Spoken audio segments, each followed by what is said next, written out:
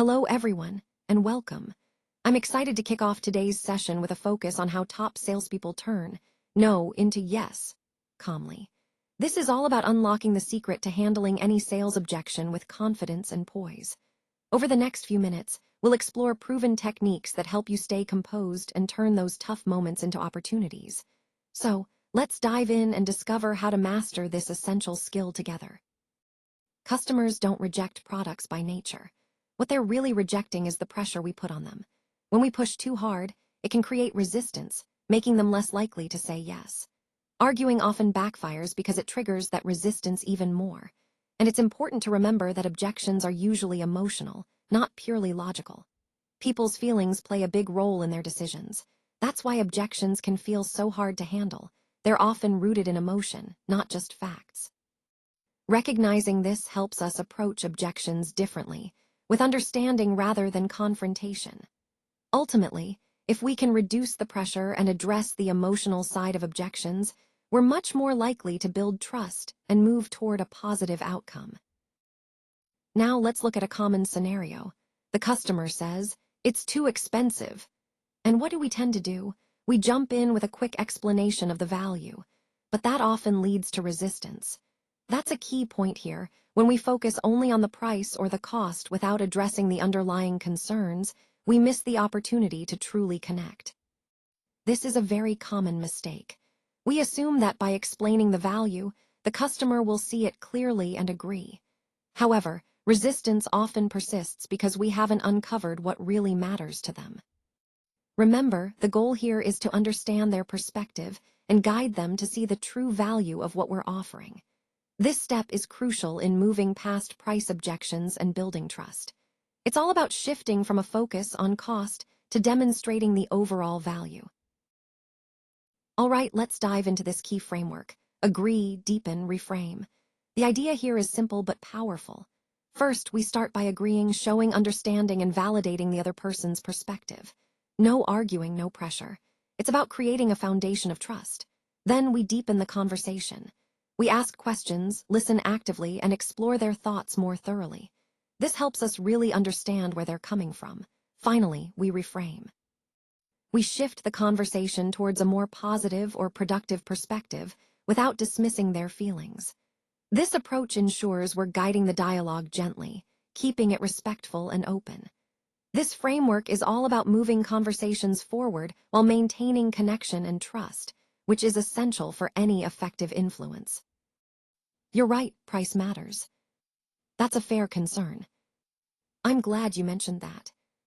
When we talk about value, price is often one of the first things people think about. And it's completely understandable.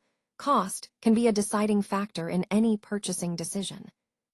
What's important to remember is that price is just one part of the overall value we're offering. Sometimes paying a little more upfront can lead to better quality, durability, and long-term savings. So, yes, price matters, but it should be weighed alongside the benefits and the results you're looking for. This is a key point as we continue to explore how to make smarter, more informed choices. When we ask, compared to what, we're really encouraging you to think about the benchmark or reference point you're using. Are you comparing prices across different options, or are you more focused on the timing of payments?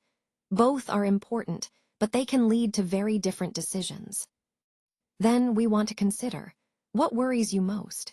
Is it the upfront cost, the overall payment schedule, or perhaps the flexibility of payment options? Understanding your main concern helps us tailor solutions that truly meet your needs. Remember, this step is about deepening your understanding of your priorities and the key factors that influence your choices. By clarifying these points, we can better align our approach with what matters most to you and make more informed, confident decisions together. Let's take a moment to reframe how we look at these concepts. When we talk about price, it's not just the initial cost, but the risk involved. What could go wrong if we don't consider the bigger picture? Moving on to cost, it's often seen as just the upfront expense, but it's really about the long-term loss we might face if we don't make strategic decisions now. Then there's delay, which might seem minor at first, but it can lead to missed opportunities that could have propelled us forward. And finally, credit. something that can give us the freedom to manage our cash flow more effectively, providing flexibility and stability. By reframing these ideas, we shift our focus from just immediate concerns to understanding their broader impact, helping us make smarter choices that align with our overall goals. This is all about changing perspective to see the true value behind each element, so we're not just reacting, but proactively shaping our success. Let's talk about some of the key benefits of having a good credit strategy. First, it reduces pressure. When you have reliable credit options, it alleviates the stress that comes with cash flow uncertainties. This stability allows you to focus on growing your business instead of constantly worrying about short-term cash shortages. Next, it improves cash flow. By managing credit effectively, you can ensure a steady influx of funds, which helps keep your operations running smoothly and your financial health solid. Improved cash flow gives you more flexibility to invest in opportunities or cover unexpected expenses. It also allows action without delay. When credit is readily available, you don't have to wait for funds to come in or go through lengthy approval processes. This immediacy can be a real game changer, especially in fast-moving situations where timing is everything. And ultimately, credit is the closer. It's what seals the deal. It helps you finalize agreements, secure deals, and build trust with vendors and partners. When your credit is strong, it's like having a secret weapon that helps you close deals faster and more confidently. So, in the context of our overall theme, having strategic credit management not only supports your financial stability, but also empowers your business to act swiftly and close more opportunities. So when a customer says, "It's too expensive," I like to ask, "Is it the total price or paying at once?" Because often, the concern is about the upfront cost. That's exactly why most people choose credit. It makes payments more manageable. For example, if someone feels the full amount is high, offering them a credit option can really change their perspective and make the purchase seem more affordable. It's all about breaking down the cost and showing that spreading payments can fit better into their budget. This is a key point in our overall theme. Offering flexible payment options helps overcome price objections and makes our solutions more accessible. People buy when they feel understood. It's that simple. When you take the time to truly understand their needs and concerns, it creates a connection that goes beyond just the product or service. Questions play a powerful role here. They create self-persuasion. When you ask the right questions, you're guiding the other person to arrive at their own conclusions, which makes the decision to buy feel more natural and convincing. And let's not forget about confidence. Calm confidence builds trust. When you appear assured and composed, it reassures the other person that you know what you're talking about and that they can trust you. So, why does all of this work? Because people buy when they feel understood, when they arrive at their own conclusions through thoughtful questions, and when they trust your confidence. These concepts are core to building genuine connections and influencing others effectively.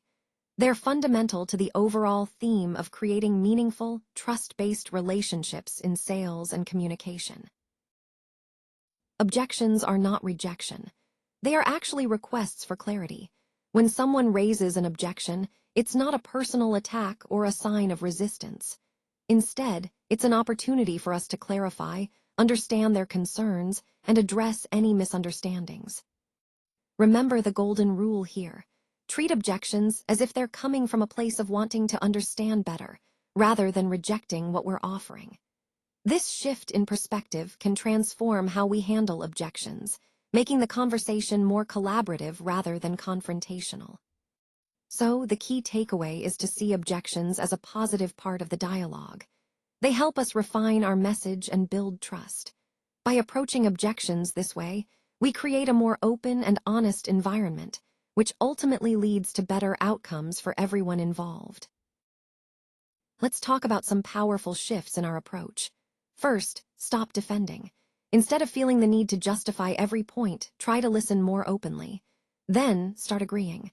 Finding common ground can really help build rapport and trust with your clients. Next, ask better questions. Thoughtful, open-ended questions will give you deeper insights and keep the conversation moving forward. Finally, reframe calmly. When challenges arise, reframe the situation in a positive or constructive way, which helps keep the dialogue productive. These actions are crucial for us as a sales team because they transform how we connect and engage with our prospects.